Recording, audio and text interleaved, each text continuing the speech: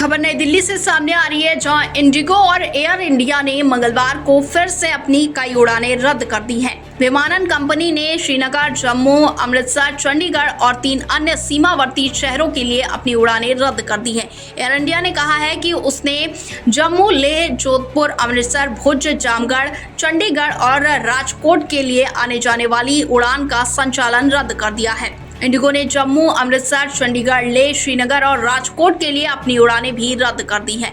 वहीं आपको बता दें कि इंडिगो ने एक ट्रैवल एडवाइजरी जारी की। उसमें कहा गया कि नए घटनाक्रमों को देखकर और यात्रियों की सुरक्षा को सर्वोच्च प्राथमिकता देते हुए जम्मू, अमृतसर, चंडीगढ़, लेह, श्रीनगर और राजकोट से आने वाली उड़ानें 13 मई 2025 तक रद्द कर दी गई हैं। इसके बाद एयर इंडिया ने भी बताया कि यात्रियों की सुरक्षा को ध्यान में रखते हुए जम्मू, लेह, जोधपुर, अमृतसर, भुज, जामनगर, चंडीगढ़ और राजकोट से आने जाने वाली उड़ानों को आज रद्द कर दिया गया है। वहीं नागरिक विमानन नियामक ने बीते दिन ही श्रीनगर और अमृतसर समेत देश के उत्तरी और पश्चिमी हिस्से में 32 हवाई अड्डों पर नागरिक उड़ानों का संचालन फिर से शुरू किया था।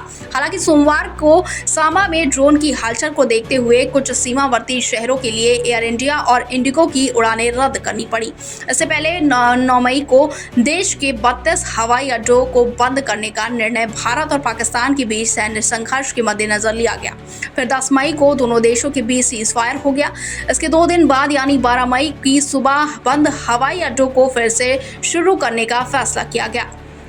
वहीं 9 मई को भारतीय विमानपत्तन प्राधिकरण और संबंधित विमानन प्राधिकरणों ने एयरमैन को नोटिस की एक सीरीज जारी की, जिसमें उत्तरी और पश्चिमी भारत में 32 हवाई अड्डों को सभी नागरिक उड़ान संचालन के लिए अस्थायी रूप से बंद करने की घोषणा की गई।